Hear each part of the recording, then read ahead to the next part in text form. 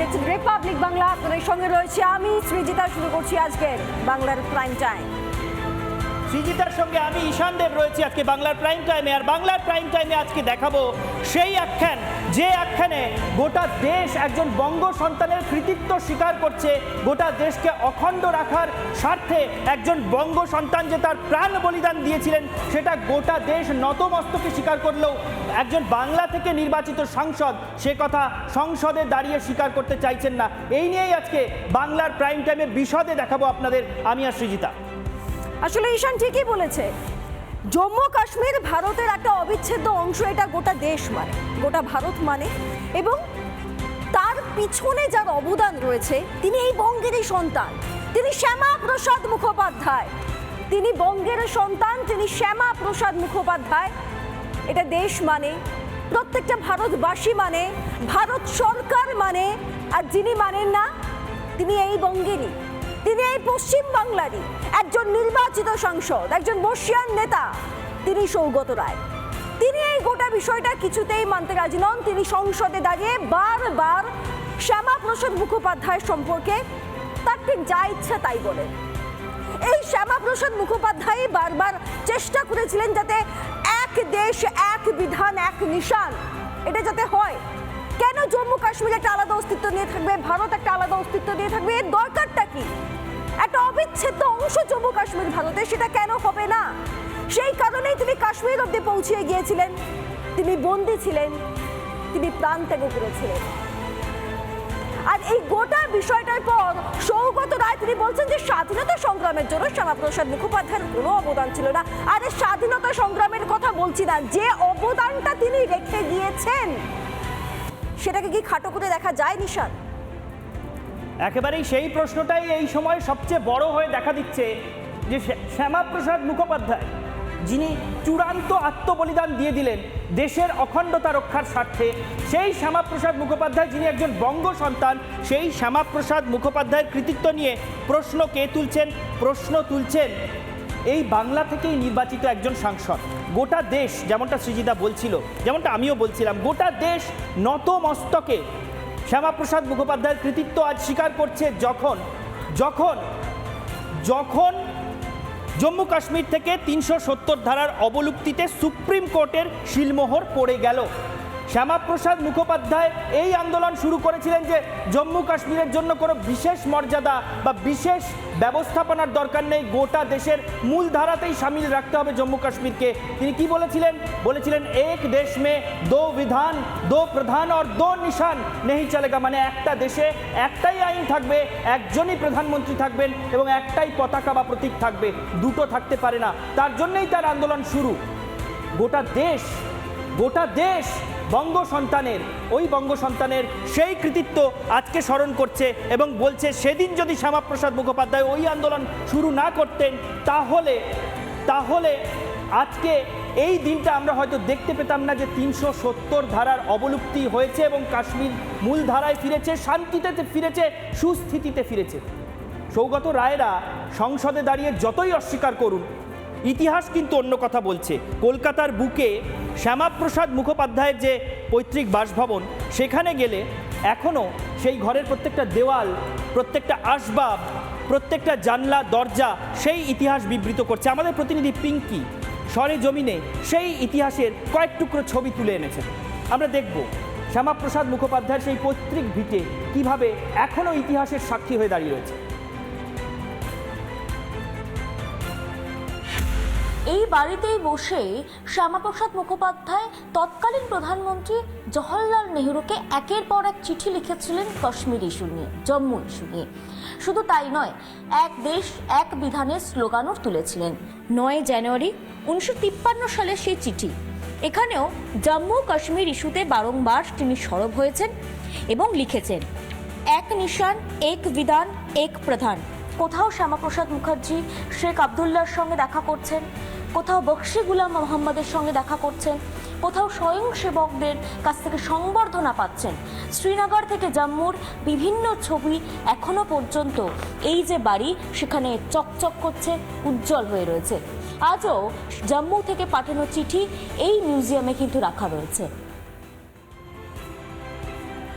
শ্যামাপ্রসাদ মুখোপাধ্যায় তিনি বিভিন্ন ভূমিকায় তাকে আমরা দেখেছি। তখন তিনি কখনো কলকাতা বিশ্ববিদ্যালয়ের উপাচার্যের ভূমিকায় এমন কাজ করেছেন, এমন মাইল ফলক সিদ্ধান্ত নিয়েছেন, এমন সব সংস্কার এনেছেন শিক্ষা ব্যবস্থায় যে গোটা বাংলার শিক্ষাবিদরা বারবার শ্যামাপ্রসাদ মুখোপাধ্যায়ের নাম স্মরণ করতে বাধ্য হয়েছেন।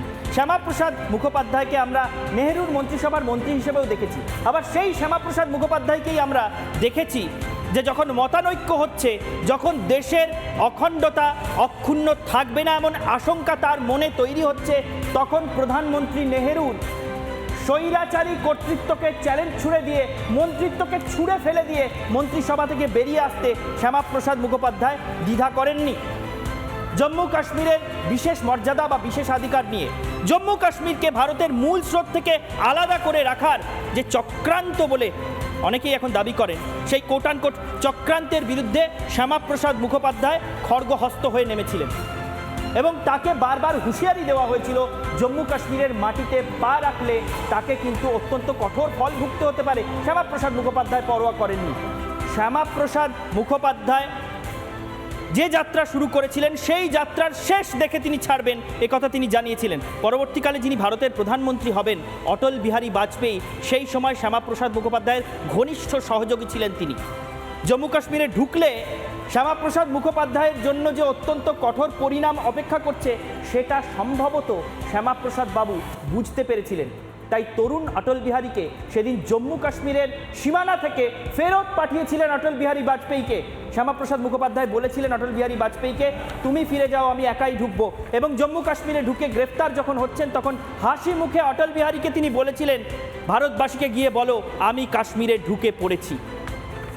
কেমন ছিল শ্যামাপ্রসাদ মুখোপাধ্যায়ের সেই জার্নিটা, সেই যাত্রাপথটা, এবং কিভাবে তাকে অন্তিম পরিণতির দিকে ঠেলে দেওয়া হলো ওই জম্মু কাশ্মীর বুকেই, সেটা একবার দেখে নেব এই প্লাজমায়। কেমন ছিল সেই যাত্রাপথ? শ্যামাপ্রসাদ মুখোপাধ্যায়ের শেষ দিককার যাত্রাপথ কেমন ছিল? 8ই মে 1953 দিল্লি থেকে কাশ্মীরের উদ্দেশ্যে রওনা হলেন শ্যামাপ্রসাদ মুখোপাধ্যায়। 8ই মে 1953 দিল্লি থেকে কাশ্মীরের উদ্দেশ্যে তিনি রওনা হলেন। তারপর সঙ্গী ব্যক্তিগত সহকারী অটল বিহারী বাজপেয়ী। যে কথা বলছিলাম, অটল বিহারী বাজপেয়ীকে শেষ পর্যন্ত পাঞ্জাব আর জম্মুর সীমানা থেকে ফেরত পাঠান শ্যামাপ্রসাদ, কারণ তিনি জানতেন যে তার বিরুদ্ধে কত বড় ষড়যন্ত্র হচ্ছে। তরুণ অটল বিহারীর মধ্যে সম্ভাবনা দেখেছিলেন। অটল বিহারীকে সেই ফাঁদে পড়তে দিতে চাননি শ্যামাপ্রসাদ। কাশ্মীরে ঢুকতেই শ্যামাপ্রসাদ মুখোপাধ্যায়কে গ্রেফতার করা হলো। কাশ্মীরে ঢোকার সঙ্গে সঙ্গে শ্যামাপ্রসাদ মুখোপাধ্যায়কে গ্রেফতার। দেশের কর্তা তখন দেশের কর্তা জওহরলাল নেহেরু, আর জম্মু কাশ্মীরের কর্তা শেখ আবদুল্লাহ, ফারুক আবদুল্লাহর বাবা। শ্রীনগরের জনশূন্য জায়গায় শ্যামাপ্রসাদ মুখোপাধ্যায়কে রাখা হয়।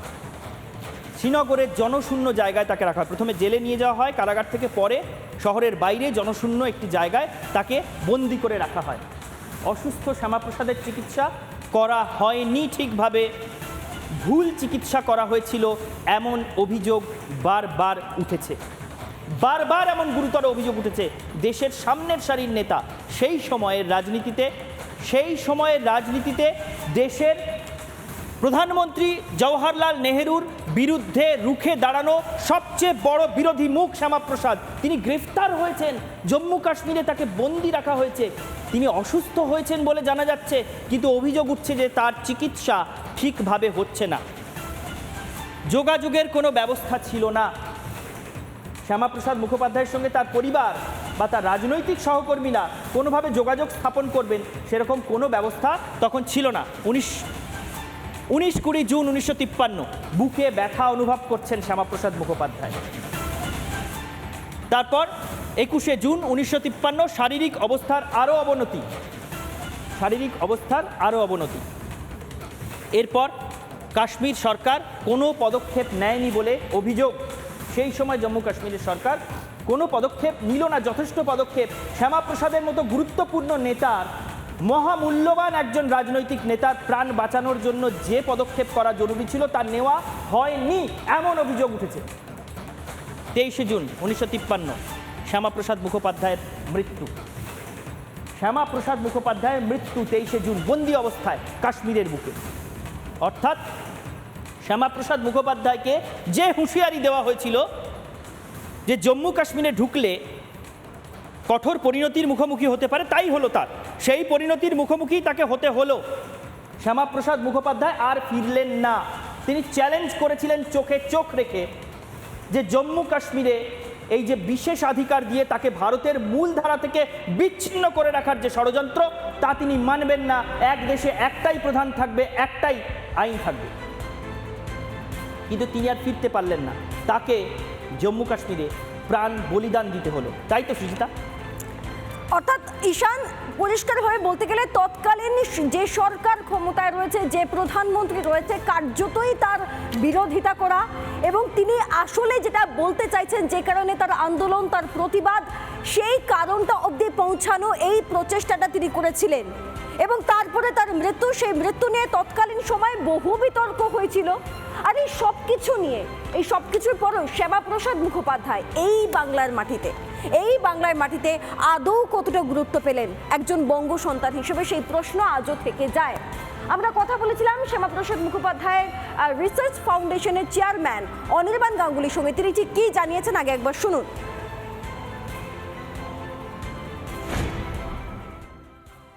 নেহেরু শেখ আবদুল্লাহ বুঝেছিলেন যে শ্যামাপ্রসাদ যদি জীবিত থাকেন তাহলে ধারা ৩৭০ একেবারে শেষ হয়ে যাবে এবং কাশ্মীর অভিন্ন অঙ্গ হবে ভারতবর্ষের।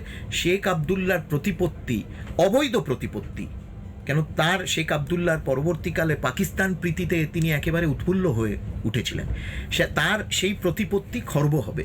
সেই জন্য তারা শ্যামাপ্রসাদকে নিজেদের রাস্তা থেকে সরিয়ে দিলেন। এবং সেই জন্যে কংগ্রেস ইতিহাসে, স্বাধীন ভারতবর্ষের ইতিহাসে কংগ্রেসকে দায় নিতে হবে। অনির্বাণবাবু কার্যতই বলছেন যে কংগ্রেসকে এই শ্যামাপ্রসাদ মুখোপাধ্যায়ের যে মৃত্যু, তার দায়টা নিতে হবে, এই দায় তাদের। একদিকে যখন এই কথা তিনি বলছেন, তখন আমাদের এই পশ্চিম বাংলা থেকে আরেকজন নির্বাচিত সাংসদ সৌগত রায়, তিনি বারবার করে লোকসভায় দাঁড়িয়ে, মাফ করবেন, সংসদে দাঁড়িয়ে, রাজ্যসভায় দাঁড়িয়ে তিনি বারবার করে বলছেন যে শ্যামাপ্রসাদ মুখোপাধ্যায় আদৌ স্বাধীনতা সংগ্রামী ছিলেন না, তার কি গুরুত্ব ছিল, বা তাকে নানাভাবে কার্যতই বলা যেতে পারে যে অপমানজনক কিছু মন্তব্য তিনি করেছেন। সাংসদ কি বলেছেন আগে শুনুন।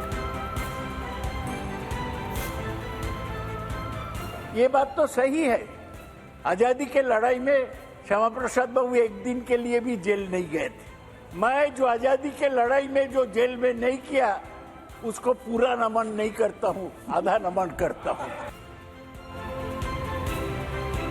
সৌগত রায় যখন এইসব মন্তব্য করছেন, এই পশ্চিমবঙ্গ থেকে নির্বাচিত একটি আসন থেকে নির্বাচিত সাংসদ, কোন আসন? দমদম আসন থেকে নির্বাচিত সাংসদ সৌগত রায়, বাঙালির বঙ্গ সংস্কৃতির বা বাঙালির গৌরবোজ্জ্বল ইতিহাসের একেবারে পৃষ্ঠভূমি থেকে নির্বাচিত একজন সাংসদ সৌগত রায়, তিনি একজন বঙ্গ সন্তানকে সংকীর্ণ রাজনীতির কারণে তার প্রাপ্য কৃতিত্বটা দিতে রাজি নন। কিন্তু সৌগত রায় যতই কৃতিত্ব না দিন, গোটা দেশ, যেমন বলছিলাম, আবার নতমস্তকে স্বীকার করছে যে শ্যামাপ্রসাদ মুখোপাধ্যায়ই সেই পথটা দেখিয়ে গিয়েছিলেন, যে পথে হাঁটতে পেরেছে বলে আজ ভারত সরকার জম্মু কাশ্মীরকে অত্যন্ত মজবুতভাবে ভারতের মূল স্রোতে সামিল করতে পেরেছে। ভারত সরকার স্বীকার করছে, কেন বলছি? তার কারণ ভারত সরকারে একেবারে শীর্ষ আসনগুলো যারা অলঙ্কৃত করে রয়েছেন, তাদের মধ্যে অন্যতম ব্যক্তিত্ব অমিত শাহ, দেশের স্বরাষ্ট্রমন্ত্রী। তিনি সংসদে দাঁড়িয়ে সৌগত রায়ের ওই বক্তব্যকে খণ্ডন করে কি বলছেন শুনে নিন। आज इनको मालूम नहीं है, श्यामा प्रसाद बाबू न होते, उन्होंने बंग न करा होता तो आज पश्चिम बंगाल भारत का हिस्सा न होता। कांग्रेस की डिजाइन से तो पश्चिम बंगाल बांग्लादेश में चला गया होता, पाकिस्तान में चला गया होता। श्यामा प्रसाद बाबू थे जिन्होंने बंग करा, इसके कारण आज बचा हुआ बंगाल भारत का हिस्सा है। ये क्या इतिहास पढ़ा रहे हैं? मैंने इतनी विकृत दृष्टि से इतिहास का इंटरप्रिटेशन नहीं देखा है। অমিত শাহ তিনি অত্যন্ত স্পষ্ট ভাষায় জবাব দিয়ে দিলেন। সৌগত রায় যে বক্তব্যগুলো জানাচ্ছিলেন লোকসভায়, শ্যামাপ্রসাদ মুখোপাধ্যায়ের কৃতিত্বকে অস্বীকার করে যেসব কথা সৌগত রায় বলছিলেন, দেশের স্বরাষ্ট্রমন্ত্রী খোদ সংসদে দাঁড়িয়ে সেই বক্তব্যকে খণ্ডন করলেন। সৌগত রায় এই একবার করেননি, এর আগে এই একেবারে এই অধিবেশন চলতে চলতেই সৌগত রায় কিন্তু এর আগেও এরকম মন্তব্যই করেছিলেন। এইরকম মন্তব্যই সৌগত রায় করেছিলেন। কি বলেছিলেন সেদিনও বলেছিলেন, এক দেশে এক প্রধান এক বিধান বা এক নিশান, এই যে স্লোগান, এটা শ্যামাপ্রসাদ বাবুর পলিটিক্যাল স্লোগান ছিল। বিজেপি ৩৭০ ধারার অবলুপ্তিটা ঘটিয়ে আসলে ওই পলিটিক্যাল স্লোগানটা ফুলফিল করেছে। ওই পলিটিক্যাল স্লোগানটাকে ফুলফিল করেছেন। আসলে বিজেপি দেশের জন্য বা কাশ্মীরিদের জন্য কিছু করতে চায়নি, নিজেদের পলিটিক্যাল স্লোগানকে ফুলফিল করেছে। সেদিনও অমিত শাহ প্রতিবাদ করেছিলেন, আমরা দেখেছিলাম। সেদিনও অমিত শাহ উঠে দাঁড়িয়ে বলেছিলেন সৌগত রায়কে যে সম্ভবত আপনার বয়স হয়ে গিয়েছে, একটা দেশে একজন বিধান, একটা দেশে একজন প্রধান, একটা আইন, অভিন্ন আইন এবং একটাই প্রতীক বা পতাকা, এইটা পলিটিক্যাল স্লোগান বা রাজনৈতিক স্লোগান কিভাবে হতে পারে? সৌগত রায়রা রাজনীতি করতে গিয়ে কি ভুলে যাচ্ছেন যে আসলে বাঙালির কৃতিত্বকেই তারা অস্বীকার করছেন? তারা কি রাজনীতি করতে গিয়ে ভুলে যাচ্ছেন যে শ্যামাপ্রসাদ মুখোপাধ্যায়ের যে কৃতিত্ব প্রাপ্য, সেই কৃতিত্ব যদি অস্বীকার করেন তাহলে আসলে বাঙালিরই নাক কাটা হয়? মানে সৌগত রায়দের কি কোথাও কি মনে হচ্ছে যে যদি শ্যামাপ্রসাদ মুখোপাধ্যায়ের কৃতিত্ব আজকে স্বীকার করতে হয় তাহলে বিজেপির সুবিধা হয়ে যাবে, নরেন্দ্র মোদী অমিত শাহের পথ সুগম হয়ে যাবে, ওই জন্য নিজেদের নাক কেটে পরের যাত্রা ভঙ্গ করার চেষ্টা করছেন, সেই কৌশল নিয়েছেন? ঠিক যেমনটা আমরা দেখাচ্ছি সৃজিতা, যে সৌগত রায় এই যে মন্তব্য করছেন সেগুলো কি বুঝে করছেন নাকি না বুঝে করছেন, নাকি তিনি ইতিহাস জানেন না, নাকি আসলে শ্যামাপ্রসাদের কৃতিত্ব স্বীকার করলে বিজেপির সুবিধা হয়ে যাবে সেইটা ভেবে বা সেই আশঙ্কা করে একজন বাঙালি হয়ে একজন বঙ্গ সন্তানের কৃতিত্ব অস্বীকার করছেন, নিজের নাক কেটে পরের যাত্রাভঙ্গ করছেন? আসলে ঈশান, মনে হয় তোমার কথাটায় কিছুটা হলেও একটা সত্যতার আভাস পাওয়া যাচ্ছে, অন্তত এরকমটা মনে হচ্ছে। তার কারণ এই বঙ্গভূমিতেই যার আন্দোলনের ইতিহাস কোনায় কোনায় পড়ে রয়েছে, তার রিসার্চ ফাউন্ডেশন রয়েছে, কিন্তু তার যে ইতিহাস, তার যে আন্দোলন, তার যে পুঁথি ইত্যাদি ইত্যাদি যা কিছু রয়েছে, সেগুলোকে সংরক্ষণের বিন্দুমাত্র প্রচেষ্টা তো এই সরকারের থেকে পাওয়াই যায় না, অন্তত দেখতে তো পাওয়া যায় না। আমাদের কাছে যে ছবিটা উঠে এসেছে, আমরা পিঙ্কি আমাদের প্রতিনিধি তার সঙ্গে দেখেছি, যে ছবি আমরা দেখেছি, সেই প্রচেষ্টা তো দেখতেই পাওয়া যায়নি। উল্টে দেখা গিয়েছে যে পরতে পরতে মোটা ধুলোর আস্তরণ পড়েছে। দেখুন,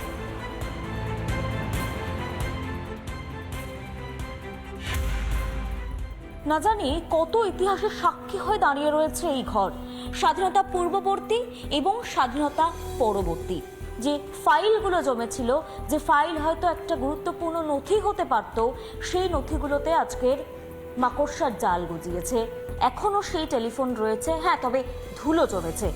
শুধু তাই নয়, যে চেয়ার ব্যবহার করতেন সেই চেয়ারও কিন্তু এই মিউজিয়ামে রয়েছে। বংশধর যারা রয়েছেন তারা চেষ্টা করেন যতটা ভালো রাখা যায়, যতটা পরিষ্কার পরিচ্ছন্ন করে রাখা যায়, যতটা পেপারগুলোকে একটু গুছিয়ে রাখা যায়। তবে অবশ্যই এখানে প্রশ্ন থাকছে, শ্যামাপ্রসাদ মুখোপাধ্যায়ের মতো ব্যক্তিত্ব, যে বাঙালি ৩৭০ ধারা বিলোপের প্রথম পদক্ষেপটা নিয়েছিলেন এবং ব্লুপ্রিন্ট তৈরি করেছিলেন, তার মিউজিয়াম ঠিক এতটা অযত্ন কি আদৌ প্রাপ্য ছিল? অর্থাৎ পিঙ্কি যে প্রতিবেদন দেখালো তার থেকে কি মনে হলো, কি বুঝতে পারলেন? পিঙ্কির এই প্রতিবেদন থেকে এটা বুঝতে পারলেন তো যে শ্যামাপ্রসাদ মুখোপাধ্যায় একজন কৃতি বঙ্গ সন্তান, গোটা দেশকে যিনি পথ দেখিয়েছেন একটি নির্দিষ্ট দিশায়, সেই শ্যামাপ্রসাদ মুখোপাধ্যায়ের পৈতৃক ভিটে বা তার স্মৃতি বা তার সঙ্গে জড়িত ইতিহাসকে রক্ষা করার জন্য এই রাজ্যের সরকারও কি কোনোভাবে যত্নবান হয়েছে? দীর্ঘদিন কংগ্রেসের সরকার থেকেছে এই রাজ্যে, তারপরে ৩৪ বছর বামেদের সরকার থেকেছে এই রাজ্যে, সেই সরকার বদল হয়েছে, তৃণমূলের সরকার এই মুহূর্তে এই রাজ্যে চলছে সৃজিতা। কিন্তু শ্যামাপ্রসাদ মুখোপাধ্যায়ের স্মৃতি, শ্যামাপ্রসাদ মুখোপাধ্যায়ের সঙ্গে জড়িত ইতিহাস, তার পৈতৃক ভিটে, সমস্ত কিছুর উপর ক্রমশ ধুলো জমেছে। শ্যামাপ্রসাদ মুখোপাধ্যায়ের কৃতিত্বেই যে আজকে এই বঙ্গ বাংলাদেশ থেকে বা পূর্ব পাকিস্তান থেকে আলাদা হয়ে এই দেশে জুড়েছিল, সেই ইতিহাস নিয়েও কোনো চর্চা হয় না। শ্যামাপ্রসাদ মুখোপাধ্যায়ের কৃতিত্বেই যে আজকে জম্মু কাশ্মীরের 370 ধারার অবলুপ্তি হয়েছে তা নিয়েও কোনো চর্চা বা তা নিয়ে বাঙালিকে অবগত করার কোনো চেষ্টা এই রাজ্যের সরকারের মধ্যেও দেখা যায় না, তাই তো সুজিতা?